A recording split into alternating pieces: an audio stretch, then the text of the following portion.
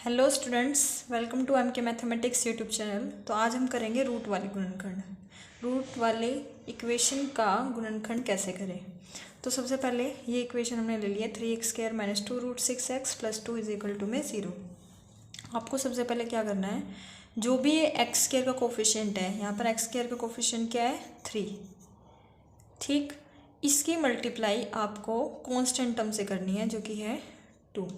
तो 3 की मल्टीप्लाई हम 2 से करेंगे तो क्या आएगा 3 × 2 = 6। तो हमें इस बीच वाले टर्म को इस तरीके से तोड़ना है कि मल्टीप्लाई करने पर तो 6 आना चाहिए और प्लस या माइनस करने पर 2√6 आना चाहिए। तो √6 वाली टर्म हमें यहाँ पे चाहिए ही चाहिए। तो अगर हम 3 के साथ √6 जोड़ दें और 2 के साथ भी √6 जोड़ दें, ये जो हमारे फैक्टर बने थे, अगर हम इनको प्लस करें तो क्या मिल रहा है 5√6, हमें नहीं चाहिए। अगर हम 3 में से 2 माइनस कर रहे हैं तो भी नहीं चाहिए। तो हमें इस यहाँ से 3 को 2 को हटाना पड़ेगा।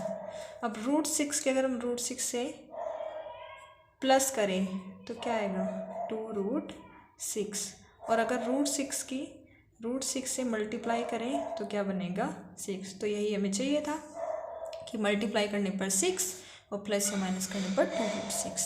तो यहाँ पे हमें लिख देना है 3x², ये माइनस को भूल जाइए आप थोड़ी देर के लिए। हमने 2√6 को लिखा √6 + √6 ब्रैकेट x + 2 = 0।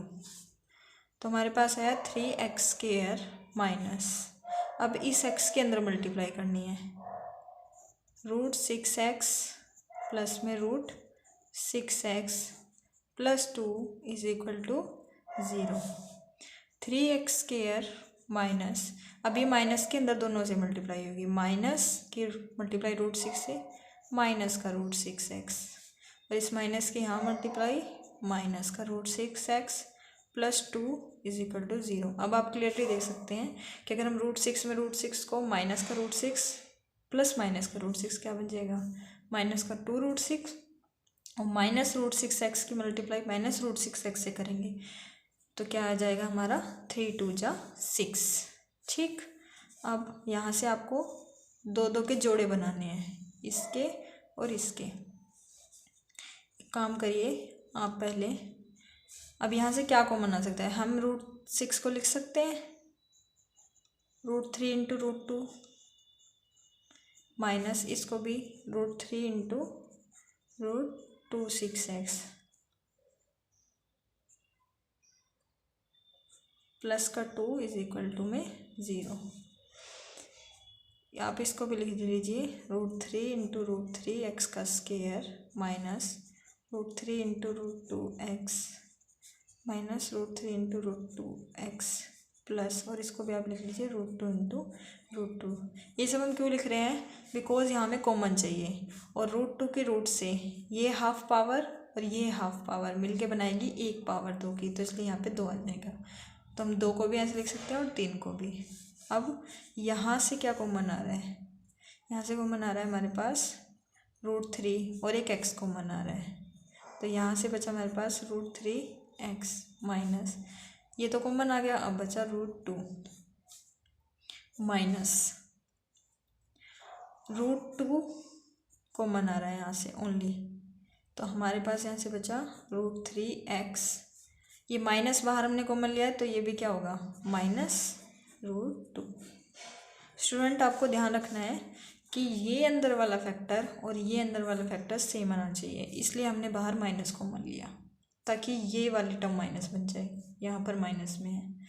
तो अब यहाँ से क्या कॉमन आ रहा है, ये दोनों टर्म, तो √3x माइनस √2 कॉमन आ जाएगा, तो हमारे पास क्या बचेगा यहाँ से √3x माइनस का √2।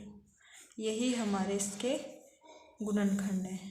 तो इस रूट वाली इक्वेशन के फैक्टर बनेंगे ये √3x - √2 √3x - 2। अब हम एक क्वेश्चन और ट्राई करते हैं।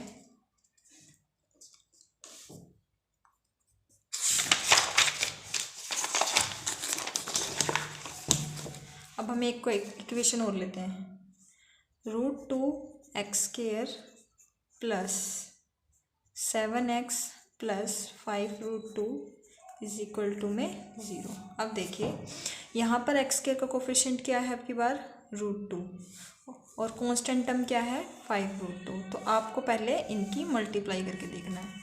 तो 5√2 की मल्टीप्लाई हम किससे करेंगे √2 से। तो ये बन जाएगी 5 √2 की √2 से मल्टीप्लाई 2। तो ये हमारे पास आ गया 10। अब आपको 10 के फैक्टर इस तरीके से करने हैं कि मल्टीप्लाई करने पर 10 आए, मल्टीप्लाई करने पर 10 आए और प्लस करने पर 7 आए। तो हम इसको कर सकते हैं 5 × 10 10 को, और बस ठीक है। मल्टीप्लाई करने पर क्या आ रहा है 10 और प्लस करने पर क्या आ रहा है 7। ये हमें चाहिए था, तो हमारे फैक्टर बन चुके हैं।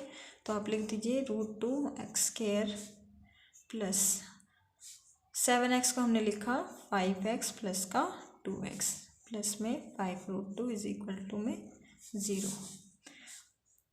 √2x² plus 5x plus 2x plus 5√2 0। अब देखिए यहाँ पे क्या कॉमन आ रहा है, यहाँ पे और यहाँ पर x कॉमन आ रहा है। यहाँ से क्या बचा √2x प्लस का 5। अब यहाँ से कॉमन क्या आ रहा है, देखिए आपको √2 अंदर चाहिए, तो यहाँ पे एक पावर है, तो हम इसकी आधी पावर ले लेते हैं बाहर। तो अंदर क्या बची आधी पावर और x और प्लस का 5 इज इक्वल टू 0। अब ये वाले टर्म कॉमन आ रही है, तो